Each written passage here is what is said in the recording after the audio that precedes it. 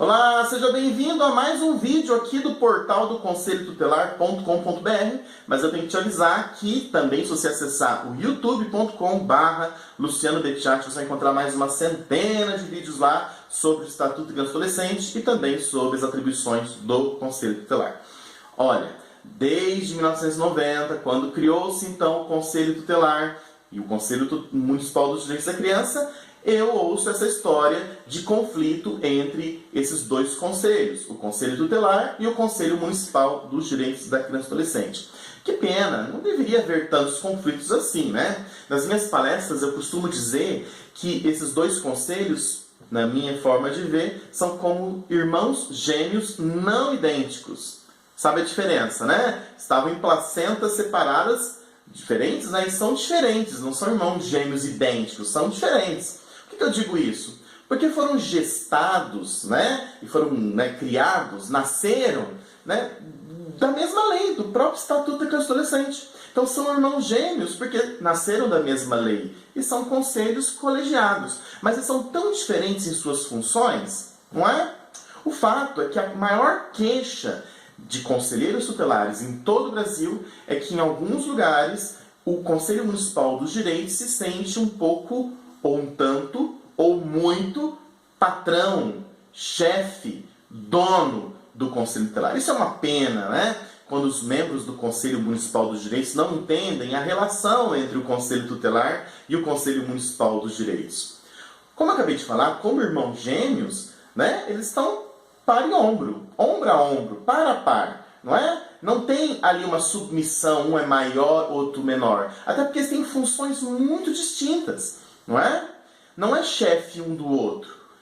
Importante dizer, o Conselho Tutelar não está submisso, não está subordinado ao Conselho Municipal dos Direitos. E sabe de onde vem, infelizmente, esse problema? É que quem tem a função de tramitar o processo de escolha dos membros do Conselho Tutelar é o Conselho Municipal dos Direitos. Então isso faz com que alguns membros se achem chefes, afinal de contas, nós que tramitamos o processo. Se fosse assim, todos os prefeitos, vereadores, governadores, e presidente da República seriam subordinados à Justiça Eleitoral. E não é isso, é?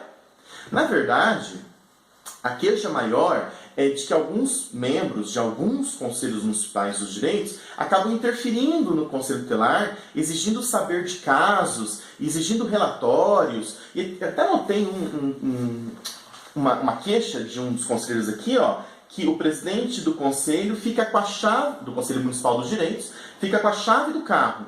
E aí, para os conselheiros tutelares fazerem um encaminhamento, ir a algum lugar, falando dentro do próprio município, tem que ir lá pedir a chave para o presidente do CMDCA. Eu não consigo entender de onde vem esse tipo de pensamento.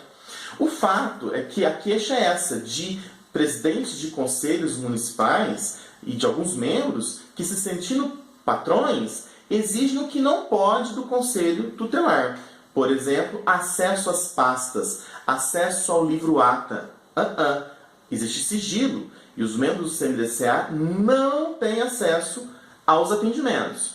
Diferente é o Conselho Tutelar, inclusive o CIPIA, ele disponibiliza isso, Diferente ao Conselho Tutelar, a cada 2 meses, a cada 3 meses, eu acho um tempo razoável, emitir um relatório com números de casos e atendimentos. Aí eu acho muito importante, quantos casos de violência sexual, quantos casos de violência física, quantas crianças fora de escola, quantas mães buscam de vaga em creche. Então, esses dados são importantíssimos. E o Conselho Tutelar tem que gerar esse relatório não só para os membros do Conselho Municipal dos Direitos da Criança, mas para o Ministério Público, para o Judiciário, para a Câmara de Vereadores, para os secretários, para o prefeito, para o vice-prefeito, para a mídia. Vamos dizer o quanto há de violência, ou quanto se avançou, ou quanto precisa avançar nessa área. Aí é bacana, E aí a pergunta para finalizar a história é de que se o Conselho Municipal dos Direitos fiscaliza o Conselho Tutelar. Sim, fiscaliza. Claro que fiscaliza. Como o Conselho Tutelar fiscaliza o Ministério Público. Esse é o controle social. Todos fiscalizam todos, não é não? Então, olha só, o Legislativo fiscaliza o prefeito. Assim como o Executivo pode fiscalizar o Legislativo, O Ministério Público fiscaliza o Legislativo, o Judiciário fiscaliza o Ministério Público, o Ministério Público fiscaliza o Conselho Tutelar, o Conselho Tutelar fiscaliza o Conselho Municipal dos Direitos, o Conselho Municipal dos Direitos fiscaliza o tutelar. Todos nós estamos nos fiscalizando e esse é o jogo democrático. Este é o controle social. E eu lembro de uma entrevista que o Dr. Murilo José de Giacomo, na época ele era coordenador do Centro de Apoio Operacional aos Promotores Infantis do Estado do Paraná, e tem esse vídeo no YouTube. Então, para lá, vou botar esse pedacinho aqui no vídeo. Assiste aí.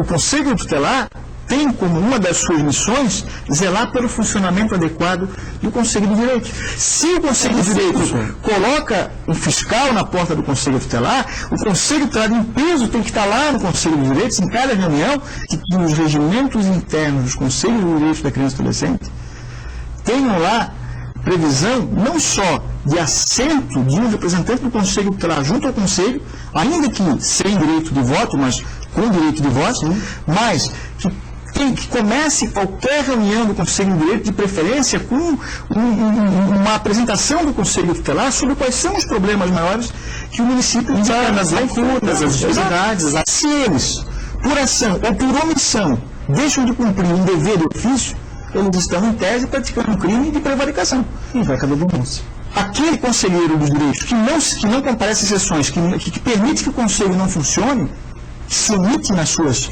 funções, está, em tese, praticando um crime de prevaricação. Ele tem que ser denunciado perante o Ministério Público para que se instale um inquérito policial e ele seja responsabilizado criminalmente pelo seu ato. E pela sua omissão, enquanto agente público, ele pode ser responsabilizado pela lei do problema administrativo. Tá vendo? Então, na verdade, da mesma forma que o CMDCA pode sim ficar de olho no Conselho Tutelar, o Conselho Tutelar também fica de olho no Conselho Municipal dos Direitos. Luciano, deixa claro os casos. Vou dar dois exemplos aqui. Olha, vamos supor que os membros do Conselho Tutelar não estão cumprindo a carga horária de trabalho. Por exemplo, só por exemplo, tá? Era para entrar às 8 da manhã e sair às 17 horas. Porém, isso estava na lei municipal, no edital do seu processo de escolha, mas os conselheiros não estão fazendo isso. Estão vindo um dia sim, um dia não, chegam às 9 e saem às 16. Bom, até o pipoqueiro da esquina pode estar de olho e te denunciar. Muito mais do CMDCA. Qualquer um, na verdade. A prefeitura, o Ministério Público, o pároco, o pastor, qualquer um vai perceber que você, funcionário público, o Conselho Tutelar, não está cumprindo com o que deveria, não é? E o Conselho Tutelar? Como exemplo que acabou de aparecer no vídeo, não é? Se o Conselho Municipal dos Direitos da Criança e Adolescente da sua cidade não estão se reunindo com frequência, e é pelo menos uma vez por mês é preciso se reunir, porque a gente sabe de histórias aí de municípios que o CMDCA, ou CONDICA, né, é a mesma coisa, Conselho Municipal dos Direitos, só funciona quando tem o processo de escolha do Conselho Tutelar, né? Então você tem que fazer o quê? Você também tem que fiscalizar. E aí você denuncia ao Ministério Público que o CMDCA não está se reunindo. Foi em 2012 ou 2011, um conselho tutelar, alguns membros entraram em contato comigo, acho que foi num evento isso. Acho que foi num evento. Eles reclamaram o seguinte, que toda vez que precisavam do Conselho Municipal dos Direitos, não encontrava, não sabia nem quem era o presidente mais, porque era um que já disse que não era mais, tinha renunciado. E na prefeitura, cadê? Não é. E assim passaram quase um ano, né? Dependendo de diálogo, de informar coisas a respeito de demandas não atendidas, cujo Conselho Municipal de Direitos tinha que pensar isso, e não sabia quem eram mais os membros do Conselho Municipal de Direitos, porque todos os membros que eles lembravam, que eram, diziam que não era mais. Aí no evento falaram comigo, disse, olha, então basta você entrar em contato com o Ministério Público, faça uma denúncia formal, né? Denuncie o município, né? Na verdade, uma denúncia contra o prefeito, porque o Conselho Municipal está vinculado administrativamente à estrutura administrativa do município. E aí, eles me contaram um tempo depois, de vez em quando eu recebo feedback, né, das orientações que eu tenho prestado, e aí o Ministério Público simplesmente pediu para que viesse as cópias das últimas 10 reuniões, que não existiam. Se apresentaram alguma cópia de ata das últimas 10 reuniões, era de 2000 e alguma coisa, né?